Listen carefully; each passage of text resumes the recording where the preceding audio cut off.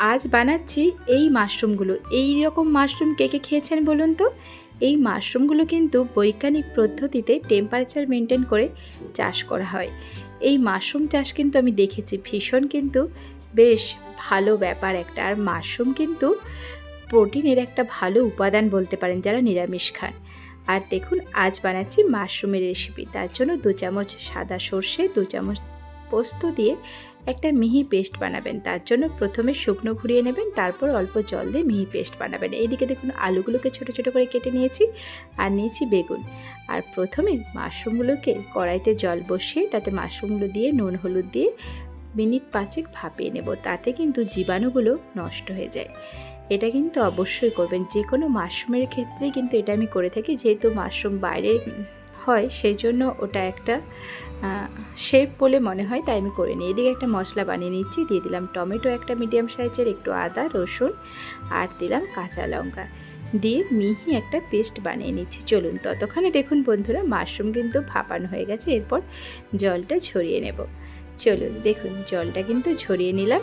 এরপর কড়াই বসিয়ে তাতে অল্প সর্ষের তেল দিলাম। সর্ষের তেল দিয়ে মাশরুমগুলো দিয়ে ভালো করে মাশরুমগুলোকে দিয়ে ভাজা ভাজা করে নিচ্ছি। দেখুন বন্ধুরা সমস্ত মাশরুমগুলোকে দিয়ে দিয়েছি। এবার একটু ভাজা করে নেব।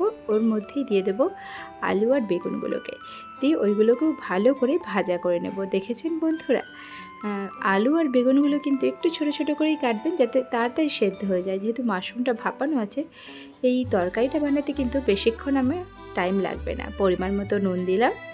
দেখুন বন্ধুরা, দিয়ে ভালো করে কিন্তু একটু ভাজা করে নিচ্ছি। এরপর কড়াইতে আবার অল্প তেল দিয়ে দিলাম গোটা গরম মশলার ফোড়ন, এলাচ দারচিনি আর লবঙ্গর ফোড়ন দিয়ে তাতে কিছুটা পেঁয়াজ দিয়ে দিয়েছি। একটা মিডিয়াম সাইজের পেঁয়াজ কুচি করে নিয়েছিলাম, ওটা দিয়ে দিলাম। দিয়ে ভালো করে ভাজা করে নেব।